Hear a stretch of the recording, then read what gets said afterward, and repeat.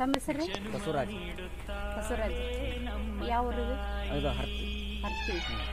ಇದು ಹೊಲ ಯಾರದ್ರಿ? ಇದು ನಮ್ಮ ಮಾವರ. ಮಾವಾರ್ಗ? ಮಾವರ ಹೆಸರೇನು?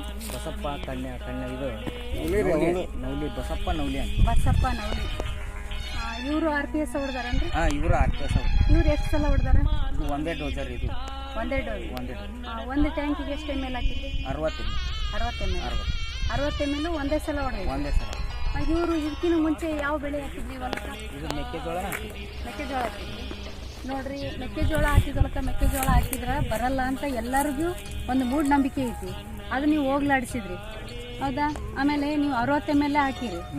ಇದು ನಿಮ್ಗೆ ಬೆಳೆ ಹೆಂಗೆ ಅನಿಸುತ್ತೆ? ನಮ್ಗೆ ಚೆನ್ನಾಗಿ ಬಂದಿದೆ. ಚೆನ್ನಾಗಿ ಅನ್ಸುತ್ತೆ. ಇವ್ರಿಗೆ ಯಾರು ಕೊಟ್ಟರು RPS? ಇದು ನಾವೇ ನಮ್ಮದು ಹೊಡೆದಿದ್ದು ರೀ.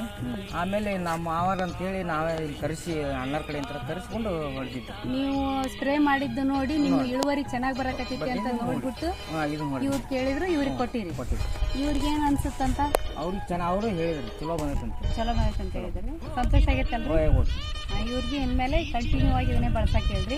ಕಡಿಮೆ ಖರ್ಚಿನಲ್ಲಿ ಒಳ್ಳೆ ಇಳುವರಿ.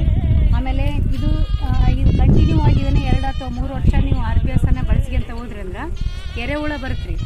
ರೈತ ಮಿತ್ರ ಅಂದ್ರೆ ಎರೆಹುಳ. ಆ ಎರೆಹುಳ ಬಂತು ಅಂದ್ರೆ ನಮ್ಮ ಹೊಲ ತುಂಬಾ ಫಲವತ್ತತೆಯಿಂದ ಇರ್ತಂತ ಅರ್ಥ. ಇದನ್ನೇ ಬಳಸಿ ಸಾವಯವ ಇದನ್ನ ಬಳಸಿ.